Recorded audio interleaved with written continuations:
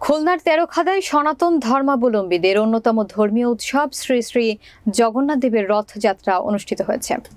উপজেলার সাচিয়াদাহ ইউনিয়নের কামারোল এলাকায় শ্রী শ্রী মান্দার ঠাকুর ও হরিচাঁদ ঠাকুরের সেবাশ্রমে এই রথযাত্রা অনুষ্ঠিত হয়। খুলনা জেলার প্রতিনিধি রাসেল আহমেদের প্রতিবেদনে থাকছে বিস্তারিত। রবিবার সকালে মন্দির চত্বর থেকে শত শত ভক্ত জগন্নাথ দেবের রথযাত্রায় অংশ নেন। পরবর্তীতে রথ টেনে এলাকার বিভিন্ন সড়ক প্রদক্ষিণ করে। এ সময় উপজেলার বিভিন্ন এলাকার স্থানীয় সনাতন ধর্মাবলম্বী ভক্তরা উপস্থিত ছিলেন। আগামী 15 জুলাই উল্টো রথযাত্রার মধ্য দিয়ে সনাতন ধর্মাবলম্বীদের এই রথযাত্রা উৎসবের সমাপ্তি হবে।